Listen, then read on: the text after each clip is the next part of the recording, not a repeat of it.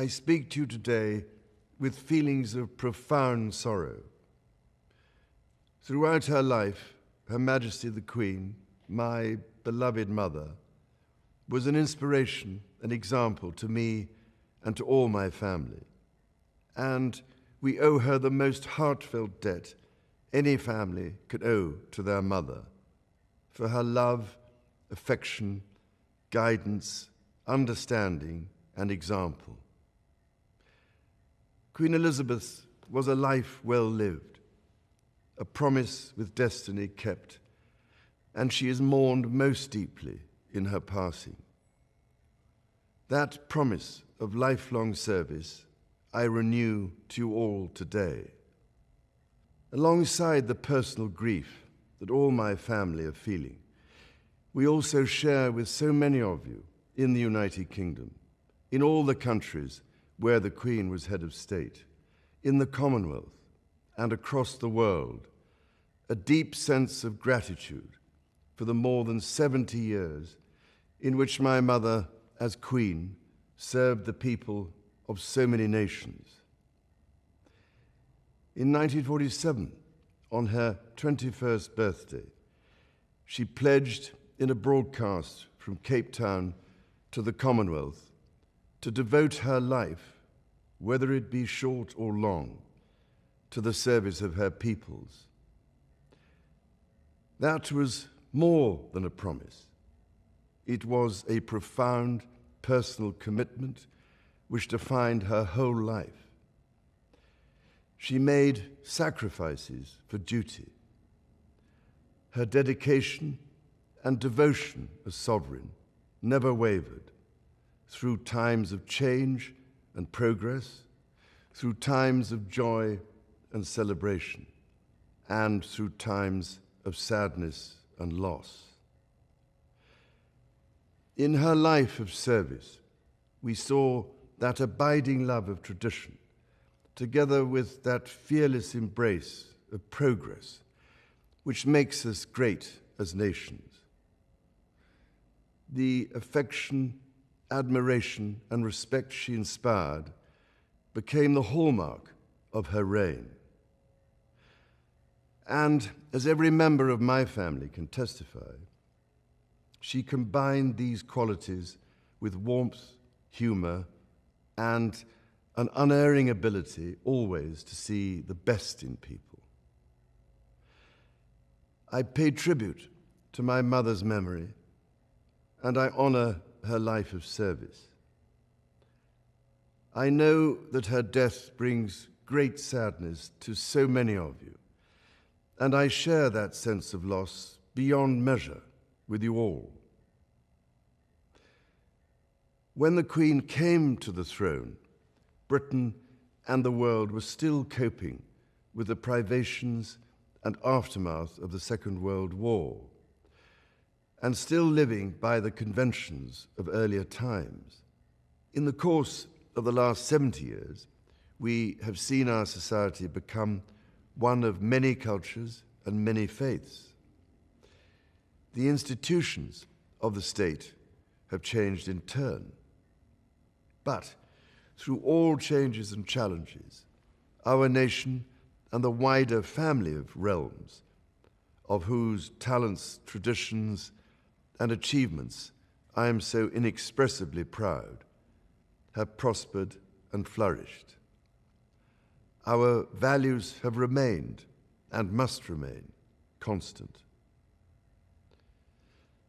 The role and the duties of monarchy also remain, as does the sovereign's particular relationship and responsibility towards the Church of England, the church in which my own faith is so deeply rooted.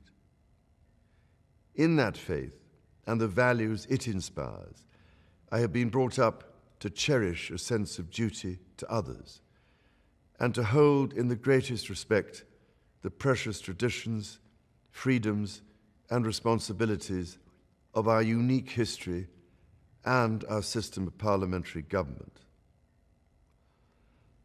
As the Queen herself did with such unswerving devotion, I too now solemnly pledge myself, throughout the remaining time God grants me, to uphold the constitutional principles at the heart of our nation.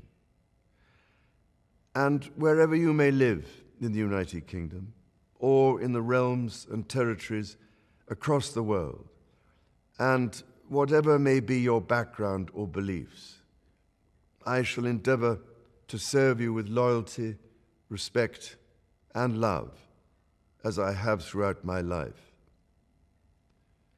My life will, of course, change as I take up my new responsibilities.